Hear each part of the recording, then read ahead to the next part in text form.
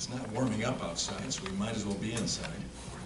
Just came from Adrian College, and they had the annual State of the College address by the president. And it's exciting to see what's going on. Sometimes in higher education, we just take it for granted. Same old, no new ideas. That's not true at all. It was encouraging to hear some of the things and see what they're doing with even inner city youth from my old stomping grounds, my first 23 years of my life growing up in that neck of the woods, the south side of Chicago, and seeing 4 scholarship students who would have had no means to get a higher education, most likely, without that particular college stepping up and having a specific scholarship program for that part of the world.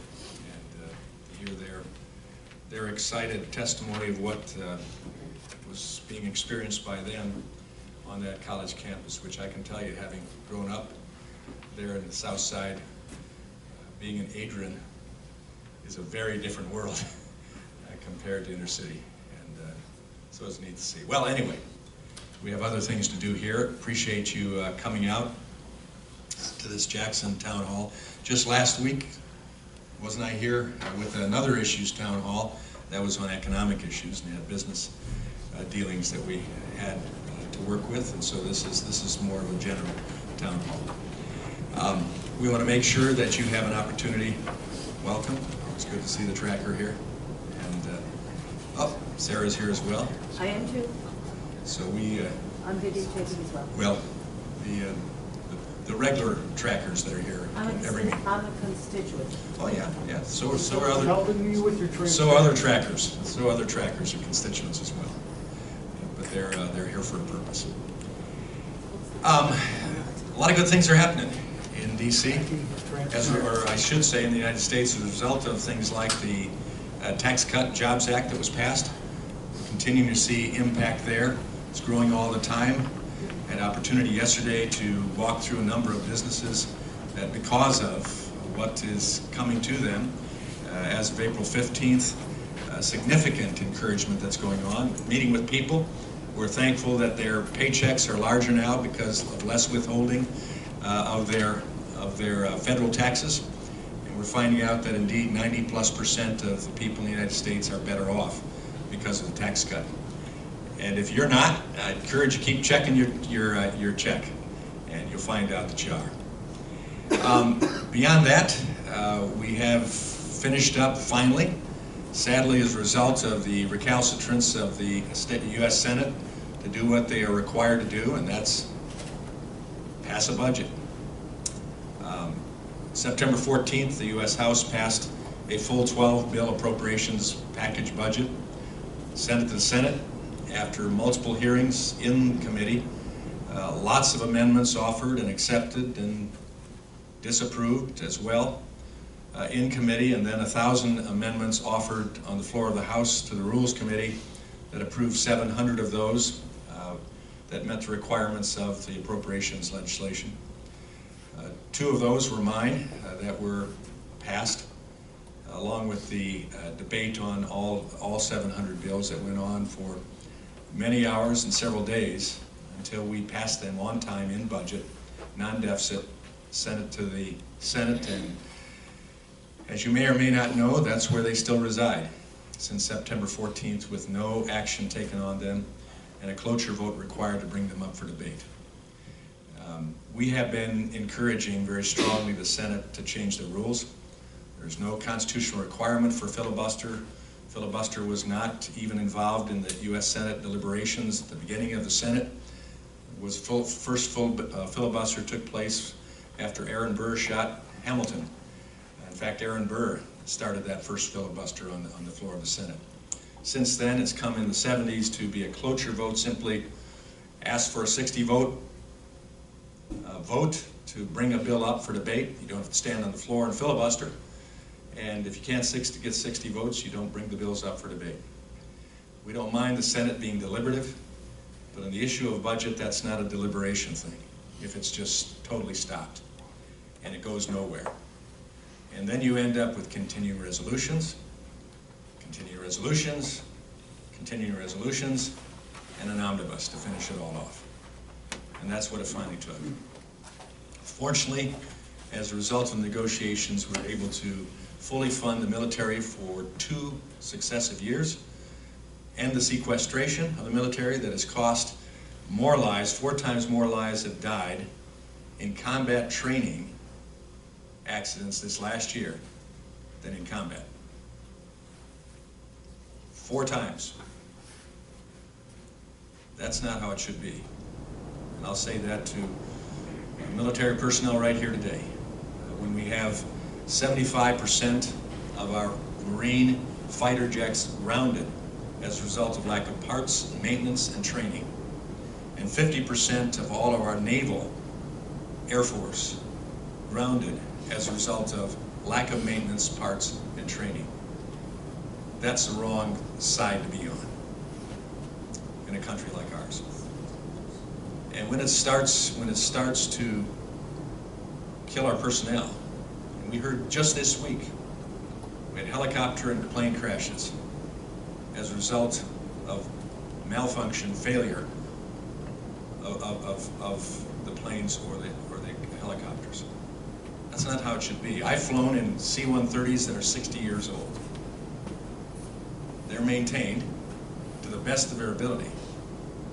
But there comes a time when the military has to be taken care of. And finally, with this omnibus, we're able to give military personnel and their families the first and the largest raise in eight years.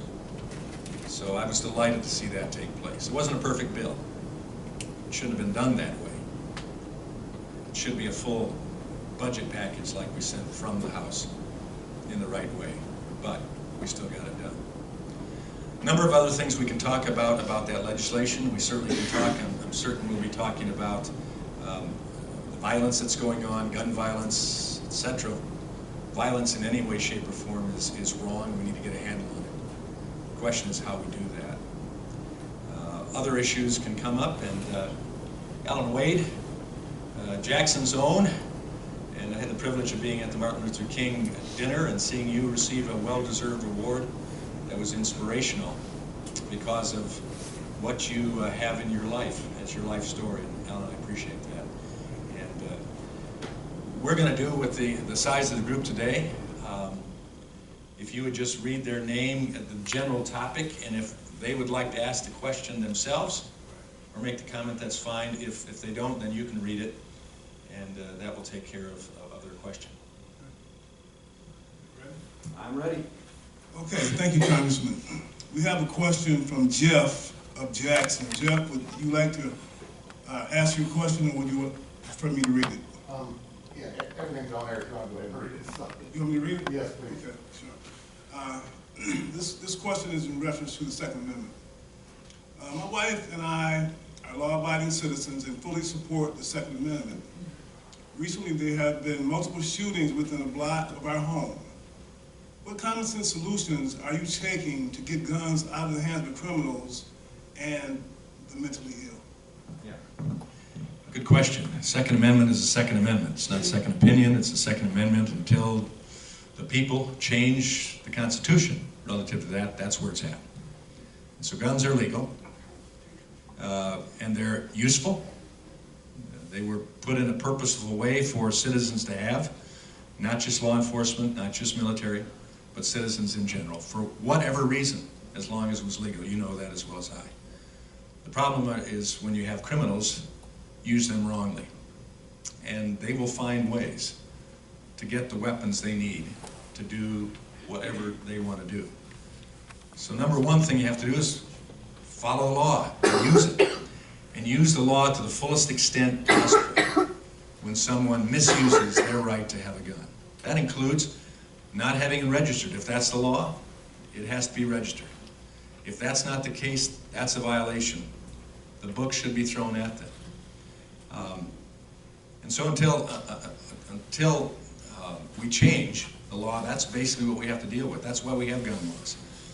And I think in lots of the nation, we've seen those gun laws being applied more and more. That's why gun violence has decreased.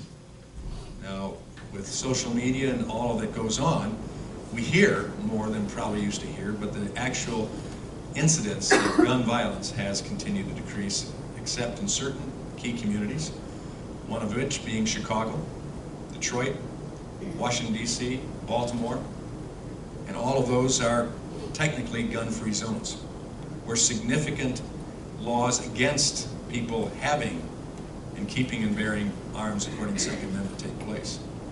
Those become the most violent areas. Mental health.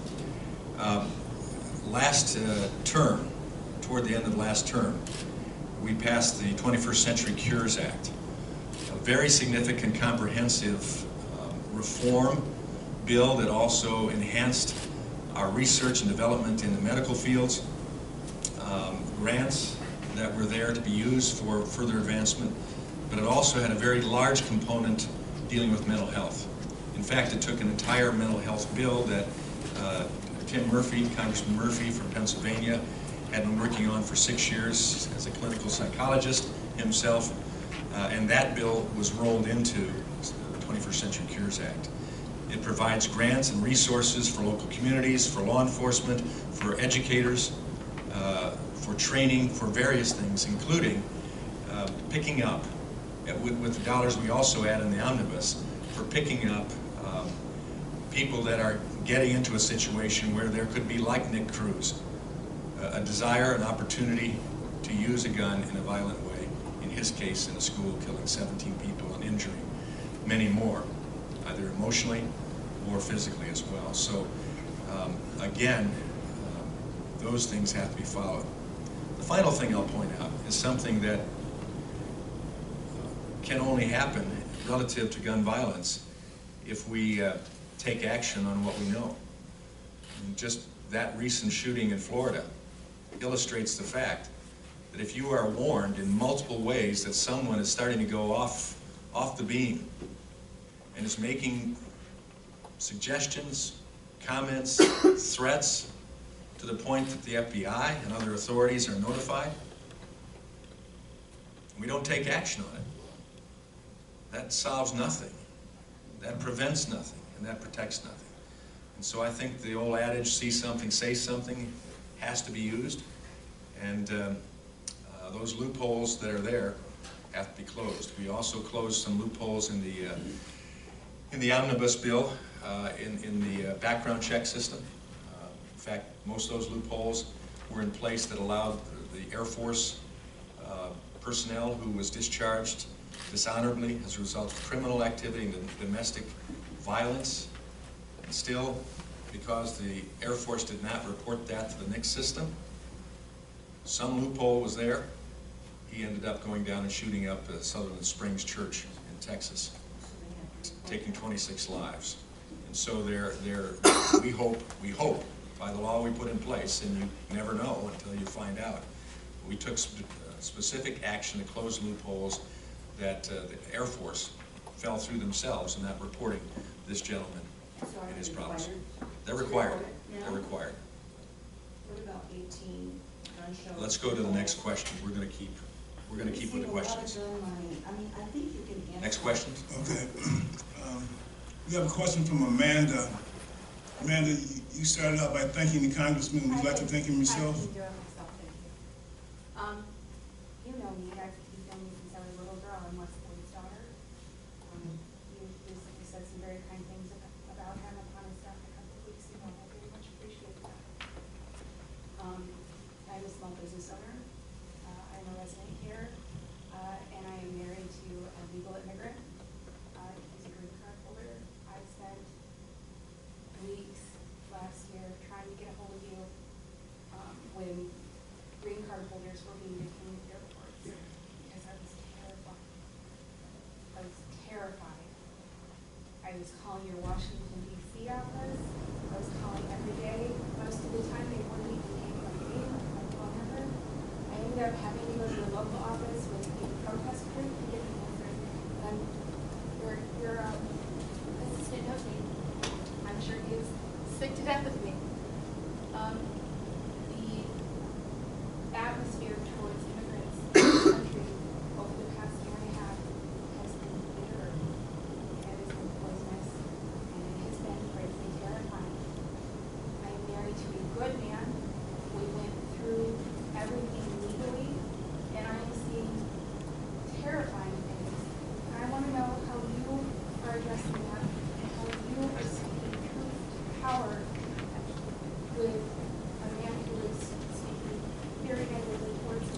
me ask you, Linda, why would you be terrified when your husband is legal?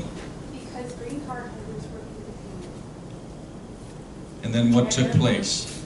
If they had a green card, they weren't being deported, were they? There were green card holders that were deported. There are veterans who have been deported. If the green card was still in operation, Yes, or they had had a green card at one time. still in operation. And it doesn't even matter about that. I'm saying that the atmosphere. No, it does matter about that. If we follow the law, they ought to be protected. I'm saying the atmosphere in this country has been poisonous towards Oh, yeah. veterans. And I want to hear how you are addressing it, how you are a moral leader in this country.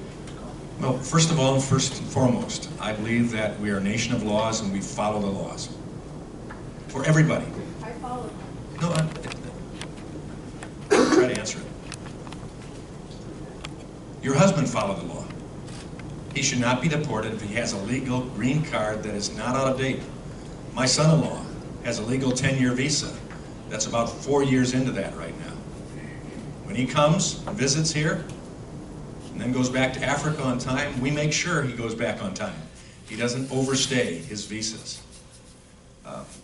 We abide by the laws. And if the laws are abided by, we don't have the problems. The challenges have been of those people who have overstayed visas, overstayed their green cards, and all of the rest, and then is being put up as if they were being deported and they had all legal right to stay when they didn't. That's why I asked the question. If your husband had a green card that was not out of date, he had all rights and privilege to stay as according to law. Now, I co-sponsored the Goodlatte Bill. The Goodlatte Bill does a number of things, including takes the 700 DACA recipients and makes them legal. Takes them off of any uncertainty. That's what President Trump wanted to do when he said, I want the Senate, the House to fix DACA. President Obama said that needed to be done, and he couldn't do it. Heck, last weekend Trump said that he didn't want to fix DACA. Exactly. Correct. That is absolutely false. Now let me explain why. He said it last weekend. He still wants to fix DACA, but he wants the wall built as well and the securing of the borders. The deal that he had worked with, trying to negotiate with Chuck Schumer and himself to get the DACA for 3 years, an amnesty for 3 years beyond what he could even get through the House most likely. Yet he was willing to negotiate with that with Chuck Schumer as long as he would have his wall as well. That's what negotiation is about. Good life. And ultimately Chuck Schumer walked away from the table and didn't take DACA. That leads me to wonder if Chuck Schumer, Nancy Pelosi are serious about dealing with DACA, or if they just want to continue to use it as a political football leading up to this next election. I've signed on as a co-sponsor of a bill that takes care of the DACA recipients, 700,000 of them, gives them a pathway ultimately where if they keep within the law, 3-year time period, reapply every 3 years, if they've not messed up, if they've abided by everything they're required to, they automatically get the application approved, they continue on the next 3, and at the end of those period, they get the opportunity to do like everybody else who immigrates to this country, the legal way does, to become a citizen. I think that is a compassionate way of doing it. I think that says to the many who came here legally and went through the process to become citizens and took their 5 to 7 years and several thousands of dollars, abided by the law and became a citizen, and I hear from those people as well as saying, wait a second, if I went through it, then everybody ought to. They shouldn't get a pass. Now, because we didn't follow the law, going back to your gun laws, because we didn't follow the law on immigration for so many years, through Republican and Democrat administrations, we've come to a problem. And we have young people who have come here through no desire of their own or no plan of their own who are here. And this has been the only country they have known. And it is important that we fix that. But if we continue to have this split in the United States over the political ramifications of it, and we say, no, unless you just give me DACA fix, and nothing else as far as what the American people voted this president into office for, when he said, I'm going to secure the borders, I'm going to build a wall. Now we know He's not going to get a wall or need a wall all the way across the United States. I think he understands that too. I don't think he does. But he's going to get a secure border. And so that's what we're going to do. That's what I'm involved with. I think that's compassionate. That's the way my father and grandmother and grandfather came across. I want others to come across the same way. Increase our gene pool. Immigration does that. But we do it the legal way. What do you mean by increase our gene? Makes us better. Gene pool? It makes us better. I get what he's saying there. It makes Come on, sense to me. get what I say there, please. Gene Don't be pool? such a, Gene pool? don't be so Your desirous of finding something wrong with what I say Your when I words, say a boss. normal Your thing. words. Increase the gene pool. I meant don't agree to- with him at all. I don't think, I think he's fine. Yeah. Because I don't he's understand. Let's go to the next increasing question. diversity. Let's go to the next question. Next question is from Robert. Robert, would you like to read your question? Go ahead, Mr. Wade. Okay. Robert, this is in reference to tax credits, Congressman. Okay. He's a landlord. He said landlords who rent to former prisoners or ex-offenders, employers who hire former prisoner ex-offenders, are there tax credits for them? Can I Let me read the whole clarify? question.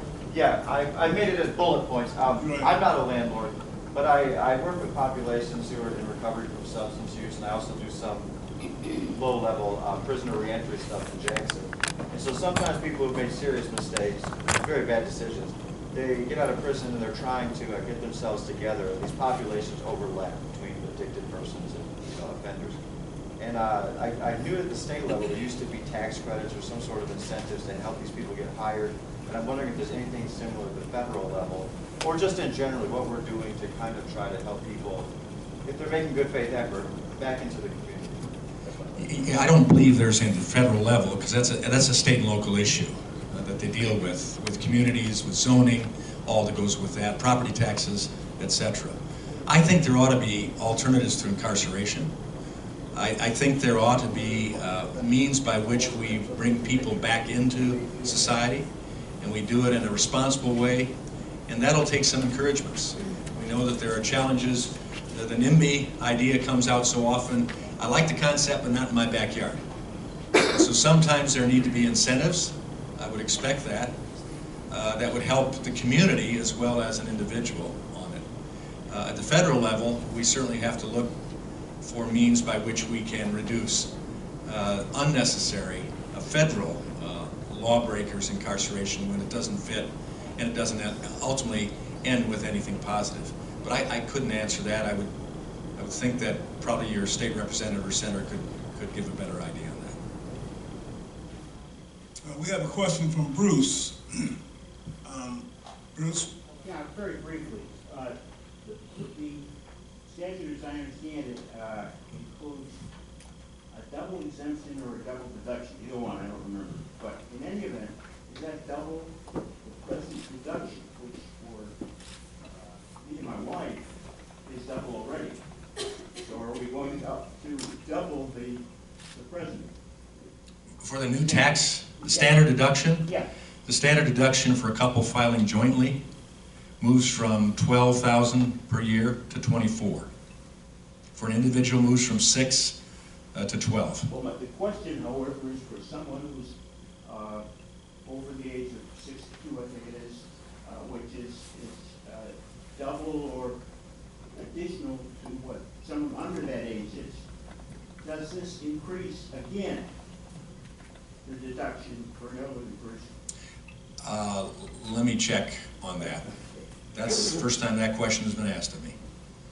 And I couldn't find the answer. So I'd be glad. I tend to think not because of the special exemption, senior exemption there. But let us check on that. And Stephen or Dustin, we'll make sure we get that back to you. Alan? Terry from Jackson. Terry asked, will you work to ensure there are no cuts to essential life-saving services provided by Social Security, Medicare, and Medicaid? Also protect them from disastrous privatization attempts. There is no privatization attempt, but I will do all my best to protect the senior citizens, Social Security recipients, Medicare recipients, from anything other than receiving what they have been promised to receive. I'm on Medicare as well.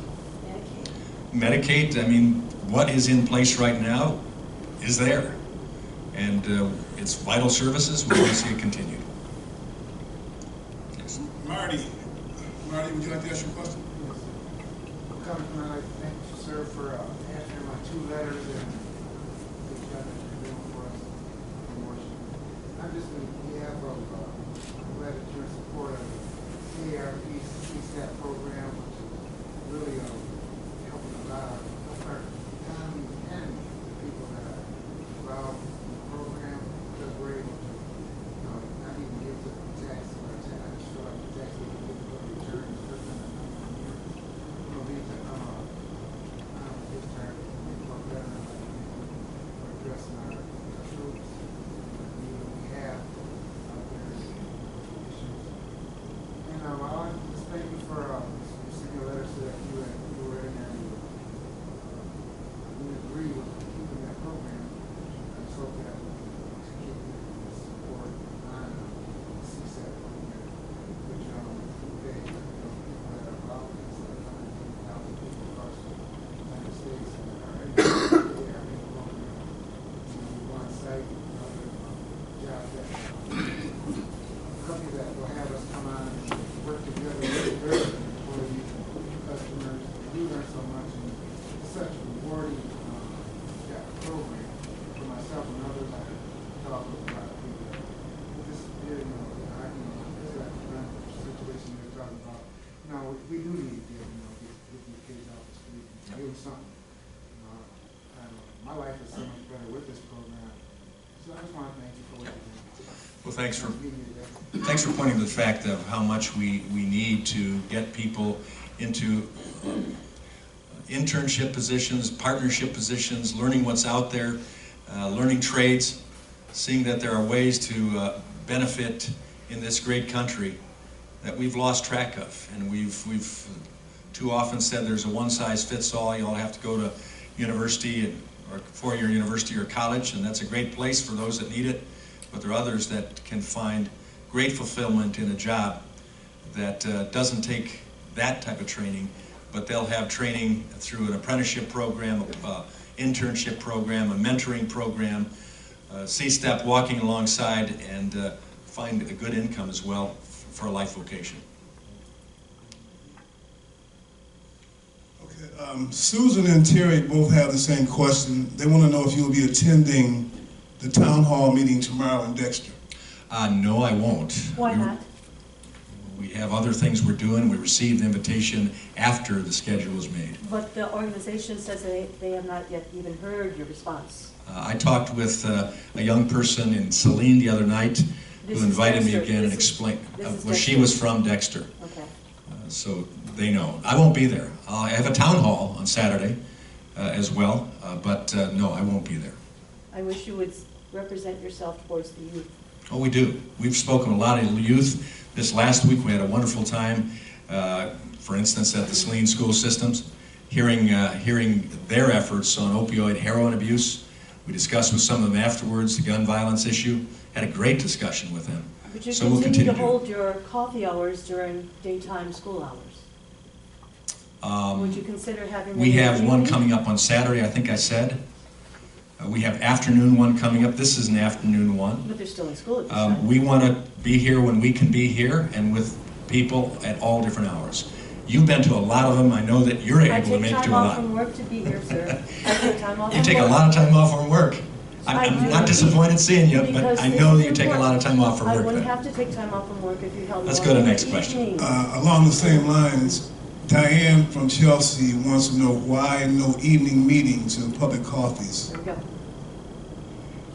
It's your schedule. It's- There are no evening meetings. Well- People that are working can't meet with your constituents. Well, that's why we do teletown halls, because I've never been asked. into teletown hall is a telethon. good way in the evening for an hour How do we for get people to have. into the teleton? And we have done in the past evening town halls, and frankly, folks, we know what works and what doesn't work.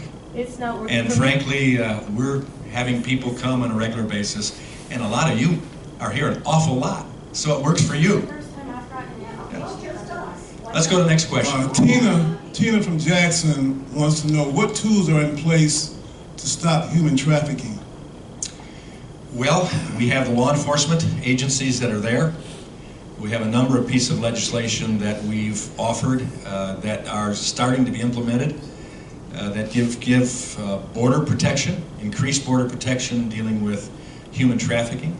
We have an education component that I've co-sponsored along with Debbie Dingle that assists in training teachers and law enforcement officials to be able to better become aware of the evidences of a human trafficked person, what they look like. And sometimes it's not the person themselves, it might be the child of a human trafficked person, and they're caught in the ride with them. And so those are some of the things we've done with legislation, but law enforcement, I know, has been upgrading their skills as well in dealing with human trafficking. And again, talking to people. If you see something, say something. It's a community effort. And this is not only sex trafficking, but slave labor that's going on in the area of contractors dealing with our government, and they're being contracted by our government to be in places, whether it's State Department, consulates, in some of our military bases. Sadly, we've had some of our contractors that have allegedly contracted for us, who have contracted or have acquired people, foreign workers, and sent them not to our facilities, but to some sweatshops and other places of the world, and all of a sudden they wake up and they're trapped. That has been part of legislative effort as well, to make sure that those contractors that work for the U.S. government to contract for personnel to come to our bases and other facilities are also checked out to make sure that they are doing right by us and by the people that they'll bring to us. Those are just some of the things that are going on. We have a question from Susan from Dexter. Oh, yes. President Trump has been adding tariffs against the Chinese, and it's been answered tit for tat from the Chinese in ways that are going to hurt Americans, agricultural workers, manufacturers, and us employees. What can be done to start this escalation that is now harming the American public? China can come to the table. That's one solution. That's a very important solution. But how about Trump's side of it, too? That's true. That's what negotiation is about. And we've encouraged the administration to be targeted and short term. And right now, everything that's been targeted except China has become short term as well. There's a waiver on every other country except China and Japan. And Japan is at the table quietly now working out the situation. And that's what we wanted to see. The Korean trade agreement was renegotiated since this tariff was offered, and was negotiated in a very, very positive way for both countries. That's off the table now. Nafta, it appears, is going along very well now because of the waiver that he put on initially for Canada and Mexico. As he said, as long as the negotiations continue well, we'll put them on waiver. It was less than a week later he put the rest of the European Union and 6 other countries on a waiver as well. And now basically it's China. We know that when you have a country like China that has committed cyber theft of all sorts of things. The thing I found out, which happily I found out when I went to China, India, and South Korea for the first time, I wanted to see if they were innovators. They're not.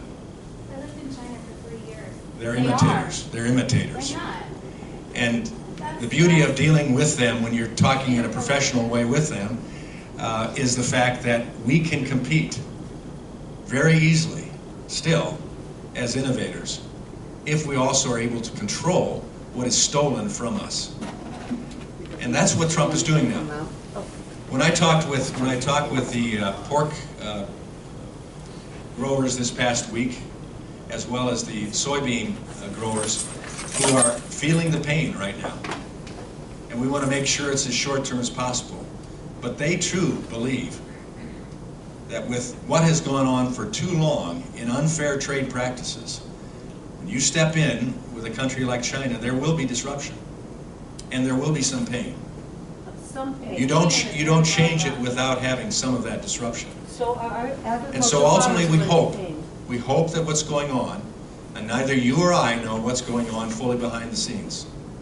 The negotiations are going on daily, and the communications that our president has with President Xi on a regular basis, as confirmed even this morning in a press conference, and a respect quotient that's going on there, and yet saying we will not accept cyber theft.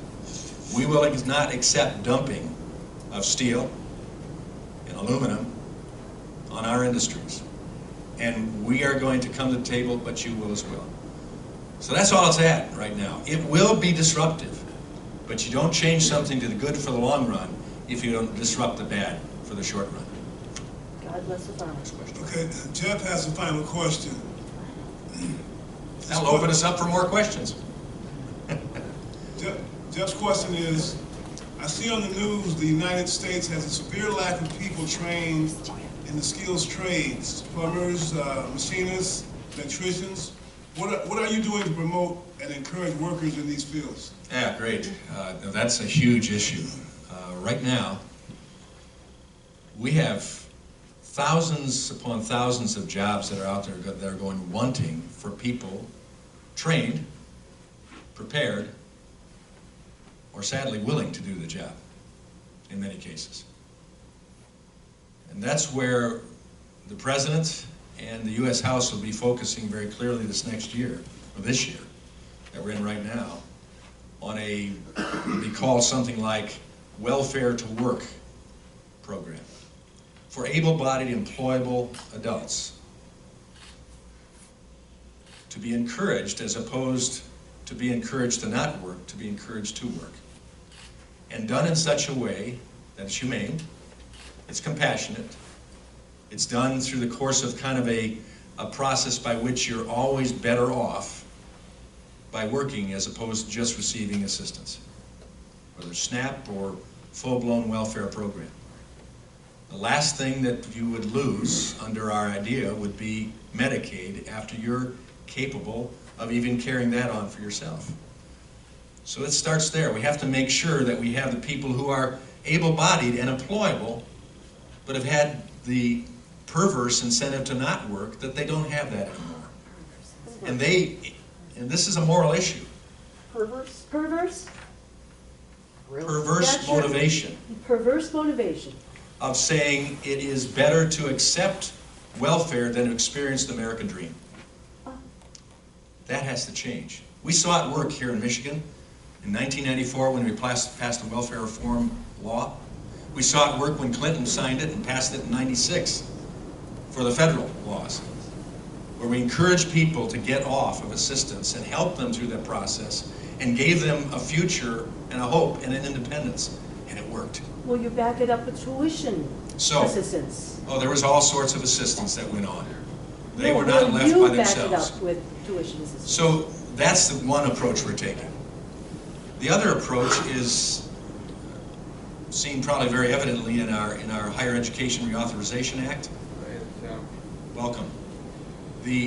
What we're doing there is giving more opportunity for people to be trained in the real world jobs that we need today, and take those loan programs, those scholarship programs, those assistance programs, and not make them primarily just for four-year colleges and universities and community colleges, but to make them flexible enough they can be used for short-term certification training programs, apprenticeship programs, and the like, that can be used at the intermediate school district level, the community college level, apprentice programs, because there are jobs available for people, including truck driving, where they can start at a significant pay, that's a living wage, a true living wage, with expansion opportunities that gives them a vocation for their entire life. And so that's the direction we're going, because frankly, every business I walked in this week, every single business, had a position available. Had a position available, and didn't have it further. And so we want to see that take place. Do you have the shop classes anymore? Some do. Some high schools do. Celine, for instance, has a full-blown shop class, auto body shop, all sorts of things. Others go through the intermediate school district and a career center. We do that here, right in Jackson. Jackson has a standard for this type of training that is getting notoriety around the country, let alone around Michigan. With our Jack Pro program, with our JAMA, Jackson Area Manufacturers Association, they've expanded their reach in retraining and training the workforce. With our intermediate school district, career center, Jackson Community College, it's SMCI down in Hudson.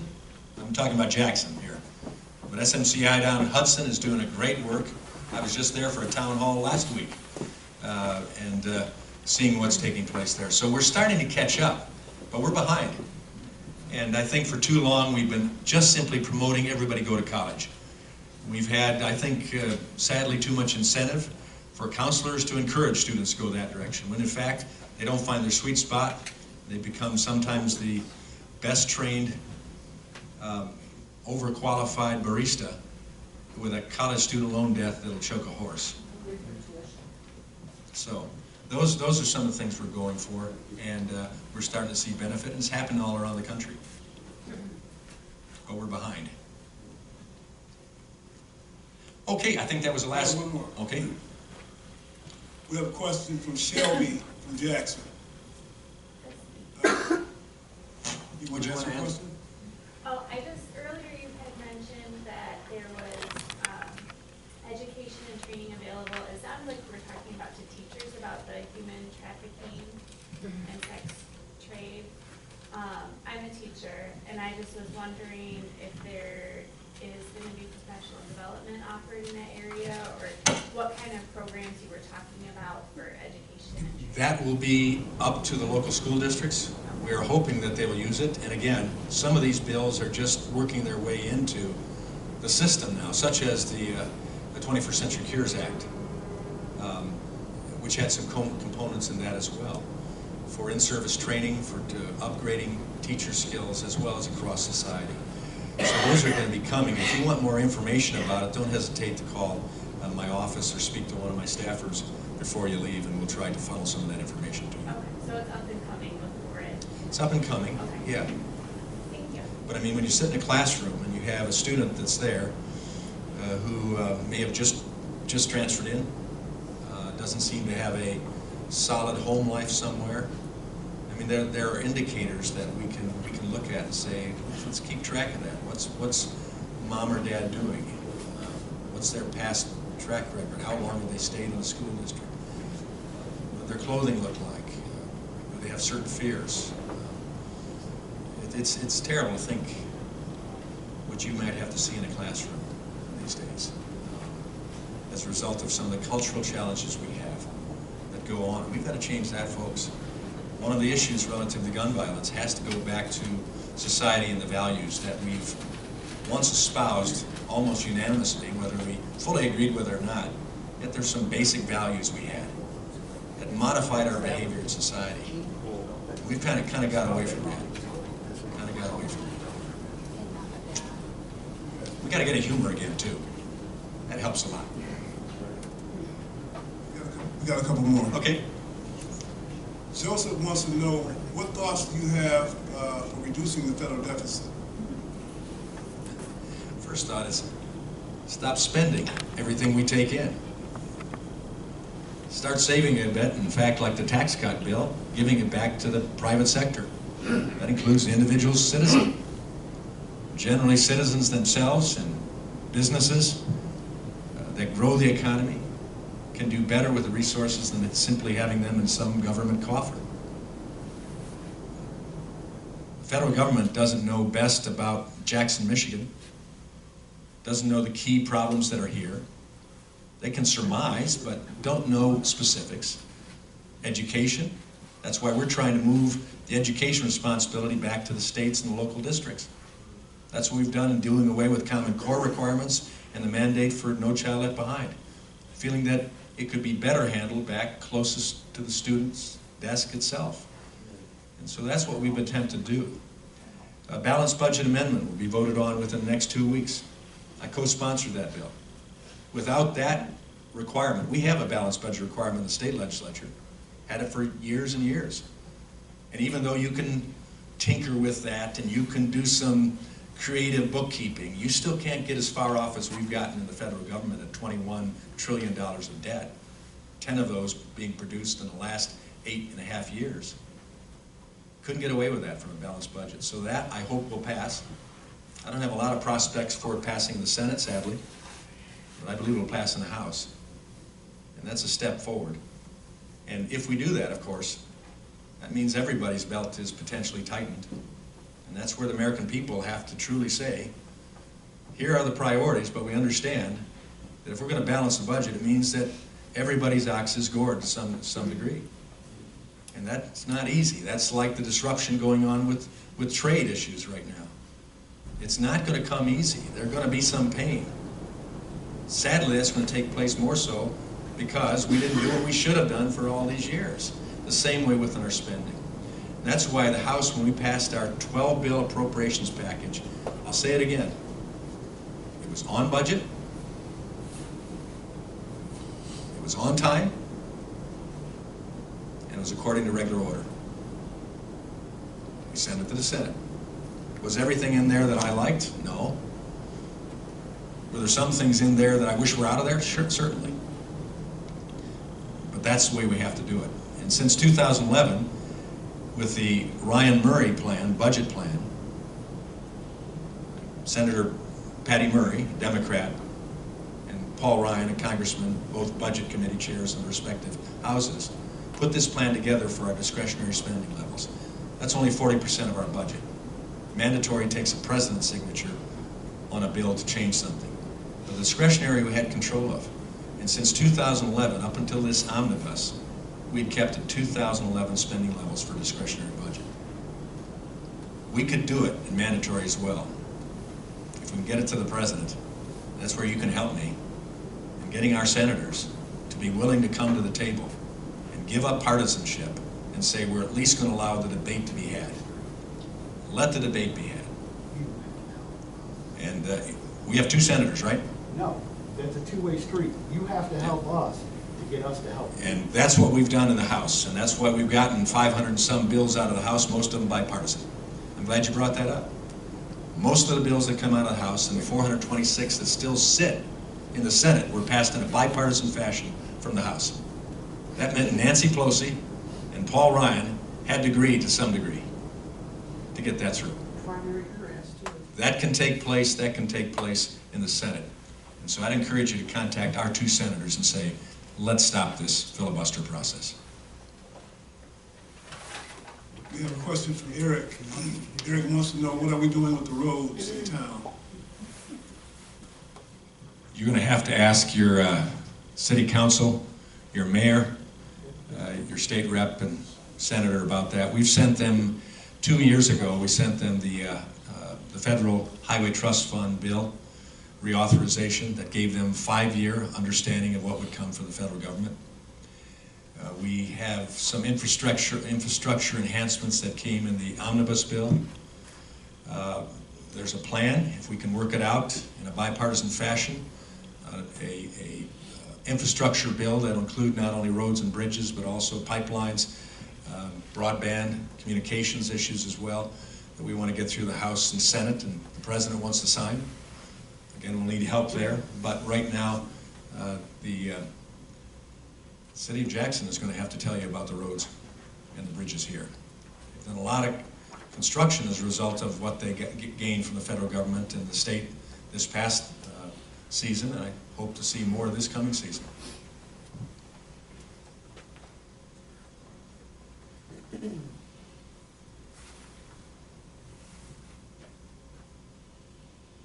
Joseph again, what thoughts do you have on a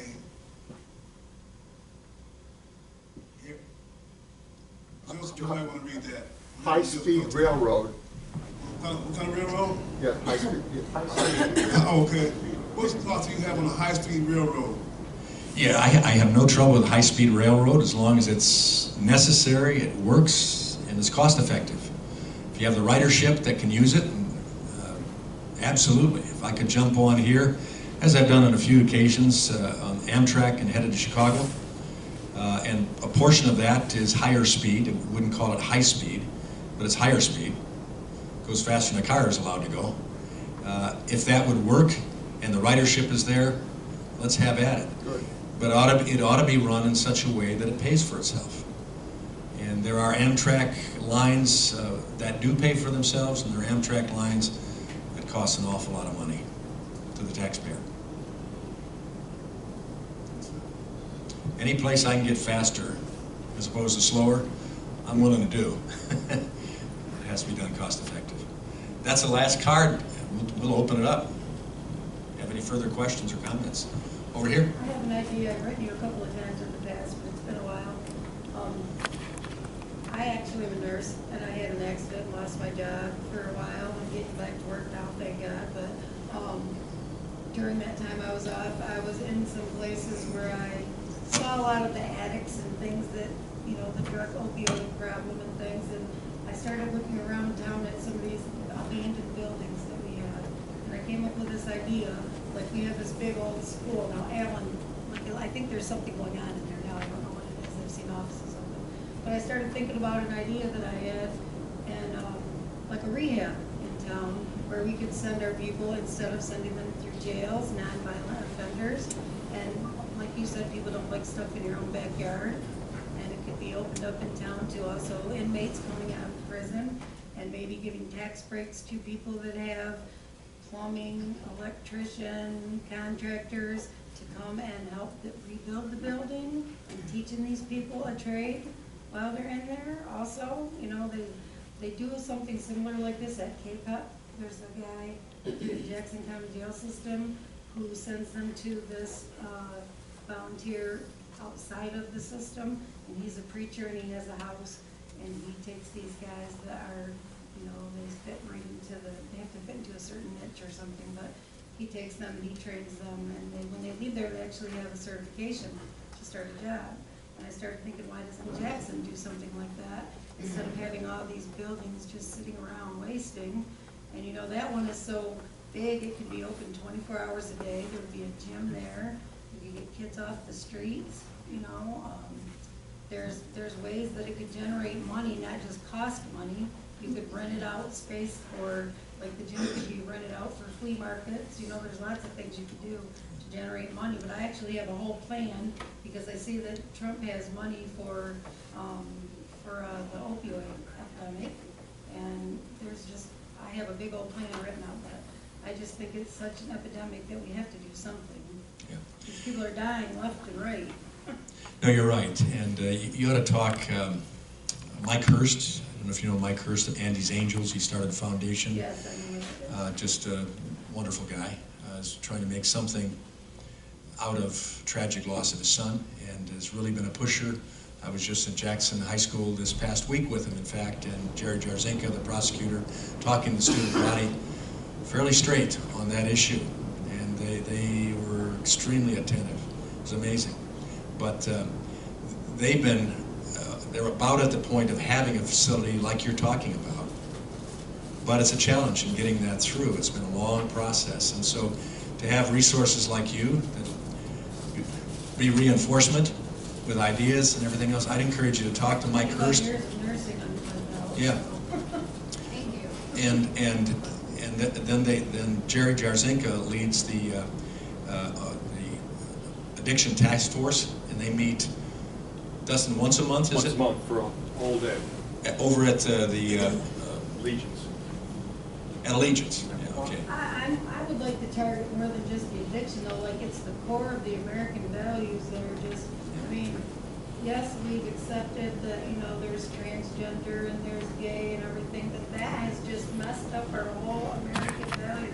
Now we have to look at our new family and fix the value of our American family. And people aren't even caring anymore about life in general. Well, all I'm saying is there are people that are thinking some of your same direction. They may have networks of others of people that they know. You're an idea person. You've got the passion for it. I'd encourage you to go at it. It's going to be a challenge, of course, but anything worth doing sometimes is Actually have a grant proposal. is a rare. We'll keep at it. Yes, sir. One thing I've noticed is that there is a complete and utter lack of trust of so many institutions. Some people don't trust Fox. Some people don't trust CNN. Some people don't trust a Democrat. Some people don't trust the President of the United States. I don't know, but what steps can be done to get us back to the point where we think that when a person says something, we actually can believe it? Well, it starts with us, individually. That's not a trite statement, that's true. We have to have some rational, realistic skepticism about especially things that are involved around networks that spend 24 hours a day just talking. That's their point in trade. And if you're going to just talk for 24 hours, you've got to keep talking about something. And that's where you see things come up that just absolutely aren't true or completely true, and that adds to the mistrust. You know, we all laugh about a joking statement that says, I heard it on the internet, it's got to be true. Well, none of us believe that, but oftentimes we act that way if it fits what we want to have had said. So, again, you'll not find me talking down the greatest governmental system in the entire world, bar none, and yet you won't hear me saying that it's perfect. It is broken at times, but it's fixable. And so when I hear some of my own colleagues denigrating Congress or making jokes about congressmen or women, I don't like that, because you break down the system that it was designed by framers and founders of this country. They were geniuses in understanding that no one would ever agree totally, but it would work better if we were a democracy based upon a republic, a constitution, and we at least knew that we would be treated equally under the Constitution. And let's keep that going. That's why I have town hall meetings. They're not always easy. And there's a lot of distrust that's shown at town hall meetings too. But I think it's still worth talking about. What about our next election? Are there steps being taken that the Russians don't hack into this next election? That's why we're spending the time, and Mueller hopefully, and the Intelligence Committee, Energy and Commerce. We've had numerous hearings on cybersecurity. This week have Zuckerberg in front of us for probably many hours under testimony about what happened on Facebook, why 87,000 Facebook users, 87 million Facebook users were, you can see it's... That up to several billion. But we don't have even an election democracies. Right, that's why you need to be out, encouraging people to take due consideration of what's going on, and then after it's done, accept the fact. We're hearing there were so many connections back and forth with the Russians in the election. I can't dispel you of that. There's contacts that I've had with Russians in the context of doing my job. No Russian made me vote for Trump. But no Russian made me vote for Trump either. No. I know he did. So, and as of yet, there has been no indication that one vote was changed as a result of any involvement from the outside. But we're keeping looking.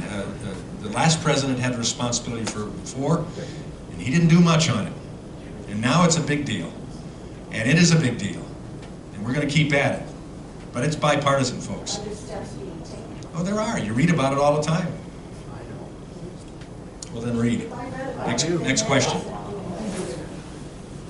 Going back to this gentleman's question about how to build trust, I work in healthcare. One of the things that one of the techniques we use is called motivational interviewing. And basically it can be summarized in listening. Because as a provider with authority and power over somebody who's seeking my help, I have to be quiet for a period of time and listen and hear their words. you earlier, Mr. Walberg, about your definition or your meaning when you said increase the gene pool. That was a serious question. I don't know what you mean. And I would love to hear your answer instead of just being dismissed over here because you didn't want to answer and you weren't comfortable. So I'd really like to know, when you were talking about immigration and making it legal, I get that. Well, I apologize for that. I was keying in on the fact that we have rules for this, so we can get through as much as possible. And the rules are that you have a question in there, it's read, or you are given the opportunity to ask a question that is your question that was read. And you had stepped in here. So now I'm asking the question. Can you Okay, define but what that was the reason why. So I apologize for a misunderstanding of that.